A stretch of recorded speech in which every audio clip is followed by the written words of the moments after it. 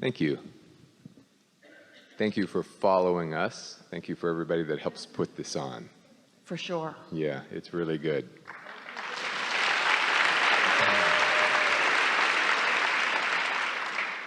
So I have been thinking about thoughts and feeling. They think about you too.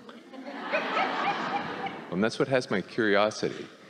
Because as you think about thoughts and the thoughts we have here and now with what's manifest, and then there are the thoughts that you have when you meditate, which are inspired. Talk to me about that. Is there a difference in them? Well, the difference in thought worth talking about, rather than the subject of the thought, which is sort of those piles that humans want to make. The difference in thoughts, or thought piles, let's say, is how much alignment there is with the way source energy is thinking about the thought. Because when you hook into a thought through the lens of source energy, it is a much more dynamic, meaning much more momentum, meaning much more powerful, meaning in physical terms much more productive thought. That's what we've meant, as we've said for years, that one who's tuned in, tapped in, turned on is more powerful than millions who are not. It's not your numbers, it's not anything other than the power of the thought that is active within you, and the activation of that thought now being your point of attraction, and your point of attraction being everything that matters. So when you think thoughts in the way that your inner being thinks thoughts, the collective nature of that resonance between you and your inner being, and the law of attraction's response to both of you at the same place in the same time, makes for a much more powerful, emphatic, obvious experience that you can track. In other words, you can make the correlation between the thought and what comes next. Yeah, clearly. I mean, I've had that experience where all of a sudden it's just huge, and you just feel it go like this. There's lots of descriptive words that humans use. The light dawned, the earth opened, the skies parted, I saw the light. So you've also said the term that once a thought keeps thinking. So once you think a thought, which is your attention to it, when you activate it in you, then because of law of attraction, the thought is now activated too. So now you and the thought are more activated, which makes both of you have more attraction power. And so the way we've been describing that is, when you think a thought, now the thought thinks. But the more accurate description would be, when a thought vibrates within you, you influence the vibration of that thought within itself. It's another way of saying it. So the thought is out there, and kind of using your analogy of the receiver, am I lining up with that thought, or am I getting getting a glimpse of it with some of the contrast that I'm experiencing? And every thought that has ever been thought still exists, and a thought is where you last left it. So when you think a thought from your ever-changing vantage point, that thought evolves as has your vantage point. Earlier when we said this is what the evolution of all species is about, this is what the evolution of all thought is about. This is the evolution of all evolution, what motion forward is. Mm-hmm. So it's the apparatus of our mind. When you think about meditation, and kind of as I think about, well, your mind, your brain, is a focusing mechanism.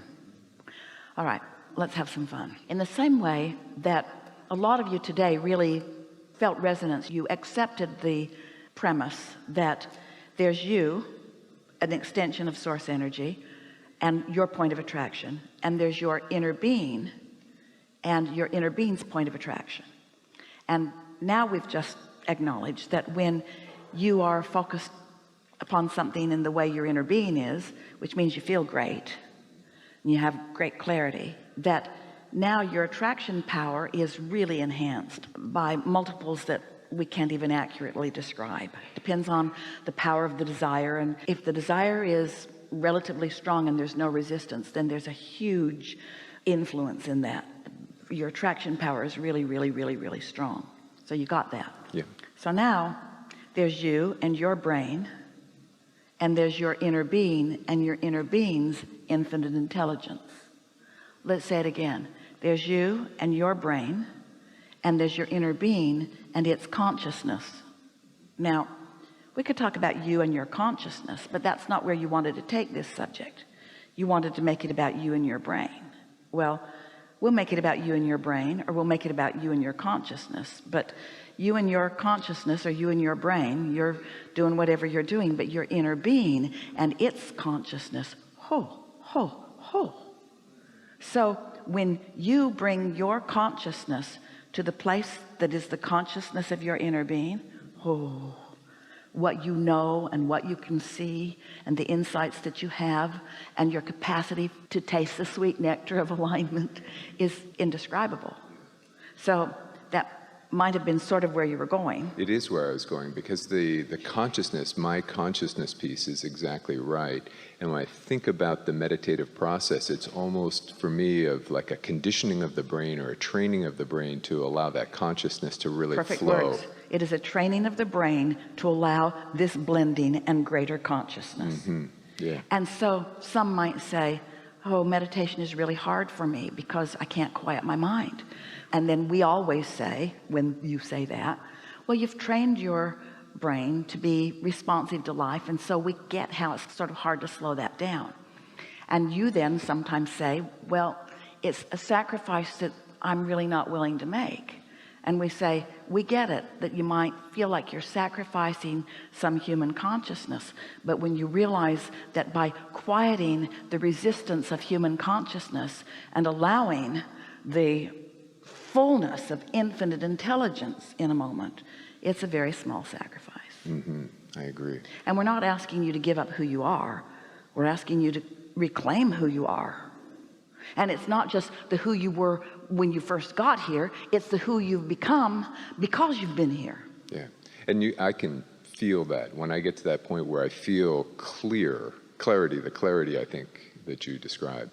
When I feel that, I can feel my consciousness, and I just feel more complete. Well, one of the reasons that it's a feeling sensation is that when you are resistance free and you are allowing your consciousness, which you want to call your brain, some do, to join with the infinite consciousness or the consciousness of infinite intelligence, you've opened the intelligence of all of the cells of your body to that intelligence.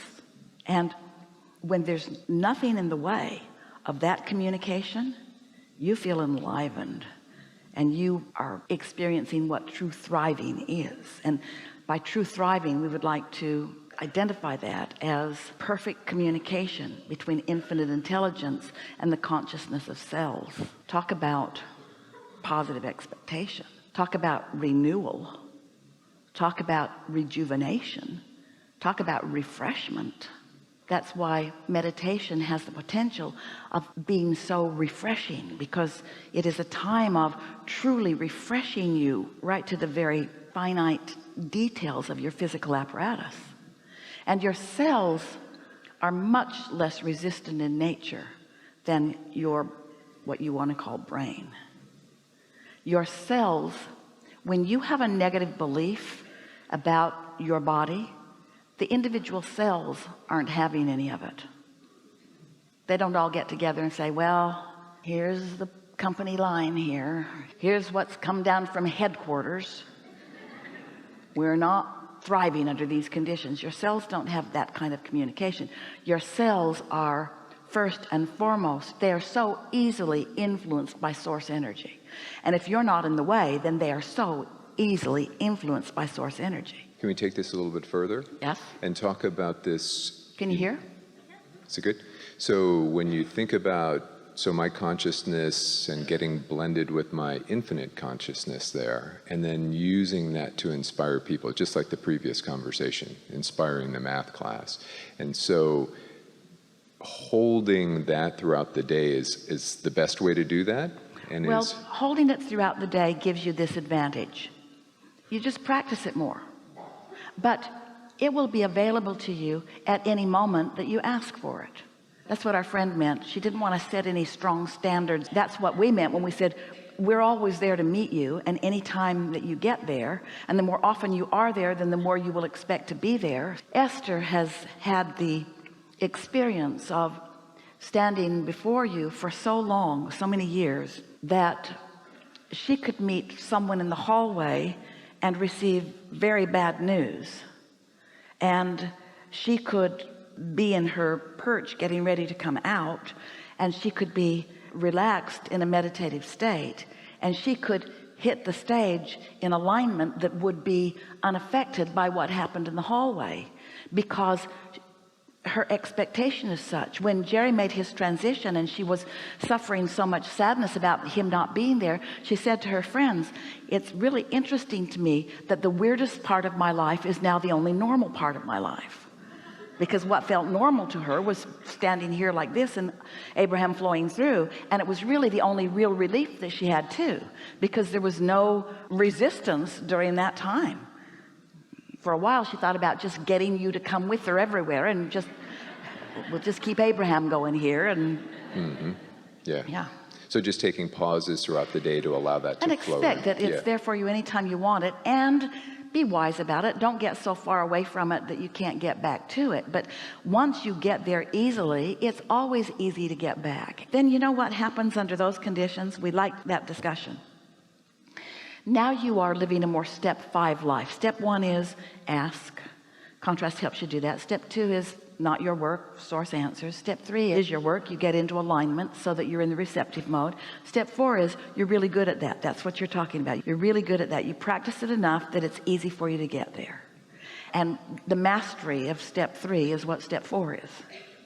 And then step 5 is now you're no longer afraid of contrast, because you're not putting that impossible responsibility on yourself. You're not saying I'm going to get there and I'm always going to stay right there. Instead you're saying I get there often. I know what it feels when I am there. I know what it feels when I'm not there. I prefer to be there. I can get there easily. And so now you're ready to consciously embrace the world with all of its ebbs and flows and flaws and wonderments.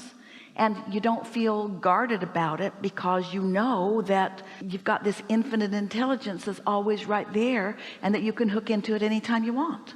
Sometimes once you first begin this work, you'll say to us, Abraham, I've been meditating and I've been applying the stuff and I'm getting pretty good at it, but those people at work are so negative. And I'm worried about their influence on me. And we always say we like it when you bump up against resistance after having tasted the sweetness of no resistance, because now you can make some choices. And now and only then are you willing to make different choices. Instead of choosing which pile you believe, you're choosing alignment or not. And once that starts being the decision that you're making, and you're choosing alignment more and more and more, now the piles are all your friends. Now none of those piles freak you out. You're not guarded or afraid of any of them, because you know none of them can assert themselves into your experience. And you know there's a lot of good stuff in every one of those piles too. So true. Yeah. So true. Yeah. Yeah.